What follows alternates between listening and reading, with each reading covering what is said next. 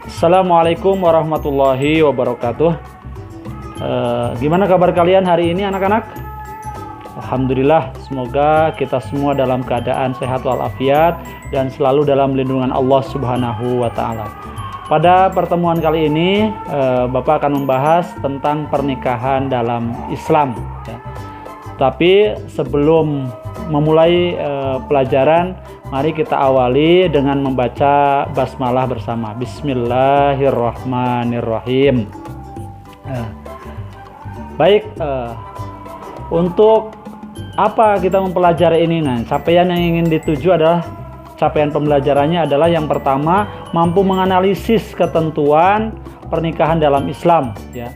Yang kedua, mempresentasikan tentang ketentuan pernikahan dalam Islam. Dan yang ketiga, menerapkan ketentuan pernikahan dalam Islam. Nah, lalu materi apa saja? Nah, ini yang akan kita pelajari pada pertemuan kali ini. Itu yang pertama adalah memilih pasangan dalam pernikahan. Yang kedua, pernikahan yang tidak sah. Yang ketiga, kewajiban suami istri. Nah, dan yang keempat, mahar. Dan yang terakhir adalah persepsi pernikahan, ya, atau walimatul uns, ya. Nah, ini ya. Baik, kita awali yang pertama, ya. Yang pertama adalah memilih pasangan dalam pernikahan, ya. Sebagaimana Nabi SAW memberikan tuntunan dalam memilih pasangan dalam pernikahan, itu setidaknya harus mempertimbangkan karena 4 hal, ya. Tentang 4 hal. Yang pertama itu karena hartanya, yang kedua karena keturunannya, yang ketiga karena kecantikan atau ketampanannya, dan yang terakhir karena agamanya. Tapi ingat, nah ini berdasarkan hadis dari Nabi yang artinya dari Abu Hurairah radhiyallahu anhu, dari Nabi Shallallahu Alaihi Wasallam, beliau bersabda, wanita itu dinikahi karena 4 hal, ya. Karena hartanya, karena keturunannya, karena kecantikannya, dan karena agamanya. Maka pilihlah karena agamanya, niscaya kamu akan beruntung atau bahagia. Ini hadis riwayat Al-Bukhari. Nah ini, ya. Jadi kalian kalau mau nikah itu karena agamanya dari 4 hal itu, ya. Baik, selanjutnya pernikahan yang tidak sah, ya. Pernikahan bisa dikatakan tidak sah itu karena kenapa?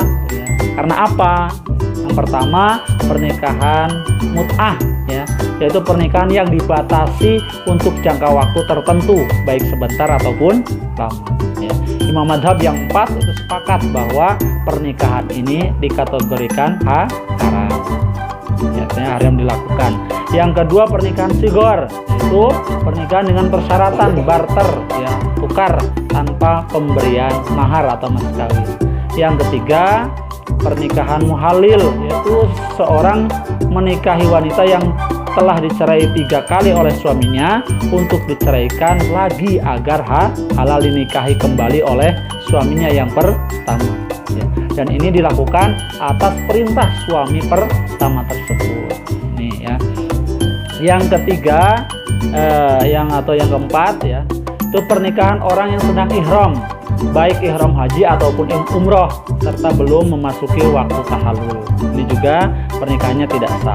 Selanjutnya, pernikahan dalam masa iddah, yaitu pernikahan seorang laki-laki dengan seorang perempuan yang masih dalam masa iddah, baik karena bercerai ataupun meninggal oleh suaminya. Ini juga tidak sah, ya, pernikahan seperti ini. Selanjutnya, pernikahan tanpa wali. Jelas, karena wali adalah termasuk rukun nikah. Ini, ya. Pernikahan tanpa wali yaitu pernikahan yang dilakukan seorang laki-laki dan seorang perempuan tanpa dihadiri walinya, ya. Dan yang selanjutnya, pernikahan dengan wanita musyrik, ya. Ini juga pernikahannya tidak sah karena tidak seagama, ya. Tidak seiman, tidak sekeyakinan. Dan yang terakhir, menikahi mahram, ya. Baik mahram untuk selamanya ataupun mahram karena pernikahan ataupun karena sepersusuan, ya. Baik, Selanjutnya kewajiban suami istri. Di antara kewajiban suami kepada istri adalah yang pertama memberi tempat tinggal yang layak kepada istri sesuai dengan kemampuan. Ini berdasarkan firman Allah Quran surat At-Tolak ayat yang ke-6. Yang kedua, memberi nafkah istri menurut kemampuan suami. Ini berdasarkan firman Allah di dalam Quran surat At-Tolak ayat 7 ya. Yang selanjutnya berinteraksi dengan baik dengan istri secara ma'ruf atau baik, yaitu dengan cara yang baik dan penuh kasih sayang ya. Saling menghargai dan memahami kondisi istri. Selanjutnya menjadi pemimpin ya, keluarga dengan cara membimbing, mengarahkan, mendidik ya, memelihara seluruh anggota keluarganya dengan penuh rasa tanggung jawab. Ini sesuai dengan firman Allah dalam Al-Quran surat An-Nisa ayat 34. Dan yang terakhir, kewajiban suami kepada istri adalah membantu istri dalam melaksanakan tugas sehari-hari, terutama dalam merawat, memelihara, dan mendidik putra-putrinya agar menjadi anak yang solih dan solihah. Ini juga bisa atau sesuai dengan firman Allah di dalam Al-Quran surat At-Tahrim ayat 6. Lalu kewajiban istri kepada suami yang pertama adalah patuh dan taat kepada suami ya, sesuai dengan ajaran agama Islam. Apabila suami memerintahkan untuk melakukan hal yang bertentangan dengan ajaran Islam, maka istri tidak wajib untuk mentaati. Yang kedua, memelihara dan menjaga kehormatan diri sebagai seorang istri dan keluarga serta harta benda suami, baik suaminya berada di rumah ataupun di luar rumah. Selanjutnya, mengelola rumah tangga dengan baik sesuai dengan tugas dan fungsi sebagai seorang istri. Dan yang terakhir, kewajiban istri kepada suami adalah memelihara, merawat, dan mendidik anak, terutama dalam hal pendidikan agama. Ya, sebagaimana Allah berfirman, yang artinya, wahai orang-orang yang beriman, peliharalah dirimu dan keluargamu dari api neraka. Ini dalam Al-Quran surat At-Tahrim ayat 6 ya. Selanjutnya mahar. Mahar atau sering kita familiar dengan kata di masyarakat itu adalah mas kawin ya. Mahar atau mas kawin disebut nihlah atau sodak ya, yang berarti sesuatu yang diwajibkan karena pernikahan ya. Yakni harta ataupun apapun yang diberikan oleh laki-laki ya, dan menjadi hak milik perempuan atau istri. Ini yang disebut dengan mahar ya. Dan yang terakhir adalah resepsi pernikahan atau sering dalam masyarakat itu ya walimatul us dalam bahasa Arab, masyarakat namanya